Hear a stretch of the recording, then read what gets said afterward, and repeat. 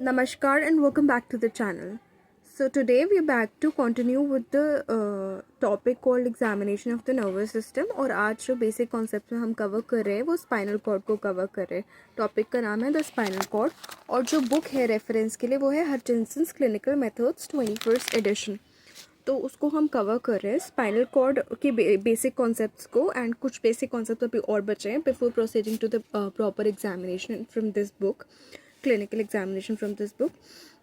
इससे पहले की जो वीडियोस हैं वो मैं पहले इस टॉपिक से related I will provide the links below, you can go and watch them there. तो जो स्पाइनल कॉर्ड है वो एक्सटेंड करती है from the foramen magnum caudally to the interspace between the 12th thoracic and first lumbar spines.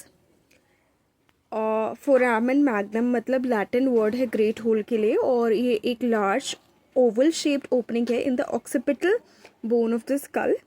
Spinal cord का एक extension, spinal cord basically एक extension है मेडुला ऑब्लोंगेटा का जो पास करता है through the foramen magnum as it exits the cranial cavity. Caudally मतलब towards the end of the body, मतलब नीचे को पास करता है स्पाइनल कॉर्ड फोरामेन मैग्नम से to the interspace between 12th thoracic and first lumbar spines. ठीक है, उसके बाद जो थीकल मेम्ब्रेन्स है वो उससे continue down as far as the body of the second sacral vertebra. अब ये थीकल मेम्ब्रेन्स क्या हुई, बेसिकली ये शीथ ऑफ ड्यूरा मैटर हो गई और ड्यूरा मैटर जो है आउटरमोस्ट लेयर है of the three meningeal membranes, dura mater, arachnoid matter, pia matter. तो जो outermost layer है उसकी जो membranes हैं यानी thecal membranes वो और भी नीचे जाती हैं as far as the second sacral vertebra. उसके बाद जो cervical enlargement reaches to the 7th cervical spine. Its largest part is at the level of the 5th cervical vertebra. Lumbar segments lie opposite the 10th and 11th thoracic spines and next interspinous space. Interspinous means between the spines or more specifically between adjacent spines or between two spinous processes. तो interspinous space में lie करते हैं, correspond करते हैं. फिर the spinal segments do not correspond exactly with the vertebra overlying them. Spinal segments जहाँ से nerves निकल रही हैं वो एग्जैक्ट वर्टेब्रा उसी लेवल के वर्टेब्रा से कॉरस्पॉन्ड नहीं कर रहे हैं और ये बहुत इंपॉर्टेंट है जानना बिकॉज कभी भी वर्टेब्रल कंप्रेशन होता है तो उसके कॉरस्पॉन्डिंग स्पाइनल सेगमेंट की नर्व्स इफेक्टेड होंगी. This is important in assessing patients with spinal cord compression due to vertebral disease. फिर डिटरमाइन करने के लिए which spinal segment is related to a given vertebral body. यहाँ पे इन्होंने कुछ लाइंस के फॉर्मूले डिफरेंट दे रखे हैं जो मैं यहाँ से पढ़ूंगी और साथ साथ I will attach a link below from a different website जहाँ पे आप इसका डायग्रामेटिक रिप्रेजेंटेशन देख सकते हैं कि कैसे कैसे डिफरेंट जो वर्टेब्रे हैं वो डिफरेंट स्पाइनल सेगमेंट्स के साथ कॉरेस्पॉन्ड कर रहे हैं. उस पिक्चर में काफ़ी क्लियर है तो वो क्लिक करके ज़रूर देखिएगा. यहाँ पे सर्वाइकल वर्टेब्रे में add 1 level, for thoracic 1 to 6 add 2 levels, for thoracic 7 to 9 add 3 levels. The 10th thoracic arch overlies lumbar 1 and 2 segments. The 11th thoracic arch overlies lumbar 3 and 4 segment. The 12th thoracic arch overlies lumbar 5 segment. And the first lumbar arch overlies the sacral and coccygeal segments. In the lower thoracic region, the tip of a spinous process marks the level of the body of the vertebra below. ये इन्होंने दे रखा है और इसका diagrammatic representation के लिए आप जो नीचे डिफरेंट वेबसाइट की लिंक है उस पर क्लिक कर सकते हैं, उस पर देख सकते हैं. अब स्पाइनल कॉर्ड जो है ऑर्गेनाइज्ड है in segments from each of which a pair of anterior यानी मोटर एंड पोस्टीरियर यानी sensory nerve roots arise. Proper segments में अराइज है, सब में से इंटीरियर मोटर और posterior sensory nerve roots arise हो रहे हैं. मायोटोम्स और dermatomes supplied by the pairs of nerve roots show किए हुए हैं टेबल्स में यहाँ पे जो हम नेक्स्ट वीडियो में डिस्कस करेंगे. पहले हम ये थ्योरी पार्ट डिस्कस कर लेते हैं और यहाँ पे फिगर्स भी दी हुई हैं इस बुक में, डिफरेंट फिगर्स भी दी हुई हैं कि कौन कौन से पार्ट्स कहाँ से सप्लाई हो रहे हैं. तो that will be discussed in the next video. अब डर्मेटोम बेसिकली एक एरिया ऑफ स्किन हो गया that connects to a specific nerve root of your spine और मायोटोम बेसिकली हो गया a group of muscles which are innervated by a single spinal nerve.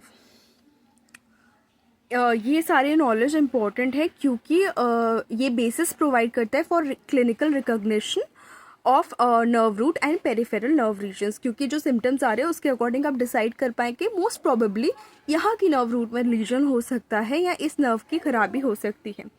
जो distribution है sensory loss का found after some common peripheral nerve lesion show किया हुआ है यहाँ पे डिफरेंट फिगर्स में, that again we'll discuss in the next video. उसके बाद patterns of sensory loss due to root lesions again figures में शो किए हुए हैं, that we leave for the next video. अब जो patterns of motor and sensory disturbance है are particularly important in the hand because of the common clinical problems posed by the distinction between ulnar, radial and median nerve lesions and lower cervical root lesions and common peroneal nerve palsies। तो ये distinction करना बहुत important है और ये hand में ज़्यादा important होता है क्योंकि उसमें डिस्टिंक्शन एक्सट्रीमली इम्पॉर्टेंट बन जाता है। अब nerve palsy basically condition that occurs when nerves are damage और compressed resulting in a loss of feeling और movement in that affected area. अब जो क्लिनिकल फीचर्स है मोनोन्यूरोपैथीज के, उसके लिए भी यहाँ पे एक डिफरेंट टेबल लिस्टेड है and common causes of brachial plexus lesions के लिए भी डिफरेंट बॉक्स लिस्टेड है।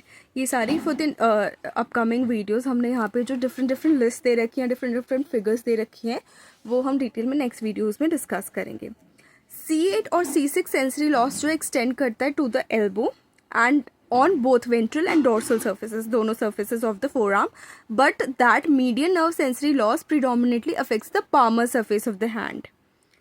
Both ulnar and median nerve lesions sensory loss extends no further proximally than the wrist. Proximally मतलब close to or nearest to a point of reference या closer to the center of the body, मतलब wrist से आगे extend नहीं करते हैं। On the body itself, there is a line of demarcation between T2 and C4 segments at the clavicle. The level of nipple represents T6, the zymphy-sternum T8, umbilicus T10, and the inguinal ligament T12. The deltoid areas represent C5, patella and anteromedial shin represent L4. Sensory impairment in L5-S1 distribution closely resembles that found in a common peroneal nerve lesion, except that the medial borders of the forefoot and large toe are involved in the former but not in later. ये specifically यहाँ पे इन्होंने दे रखा है क्योंकि बहुत ही कम difference है। Sensory impairment जब L5-S1 डिस्ट्रीब्यूशन में होता है तो वो सिमिलर होता है कॉमन पेरोनियल नर्व लीजन से, लेकिन L5-S1 में होने वाले में medial borders of forefoot and large toe भी इन्वॉल्व होते हैं, लेकिन वो कॉमन पेरोनियल नर्व लीजन में इन्वॉल्व नहीं होते हैं। सो स्पाइनल कॉर्ड का जो बेसिक इंट्रोडक्शन है वो it ends basically it begins in this video, it does not end here, क्योंकि यहाँ पे mononeuropathies, causes of brachial plexus lesions और डर्मेटोम्स और मायोटोम्स के डिस्ट्रीब्यूशन हमें अभी डिस्कस करने हैं। नेक्स्ट वीडियोज़ में एक लिंक अटैच होगी डिफरेंट वेबसाइट की जो बेसिकली बताएंगे कि कौन से वर्टेब्रे किस स्पाइनल सेगमेंट के साथ कॉरेस्पॉन्डिंग है, ताकि समझने में आसान हो सिम्टम्स के बेसिस पे अगर कोई स्पाइनल कॉर्ड कंप्रेशन का या कुछ केस आता है तो। So that's it for this video. Please like the video, share the video, subscribe to the channel and do not forget to hit the bell icon. Thank you so much.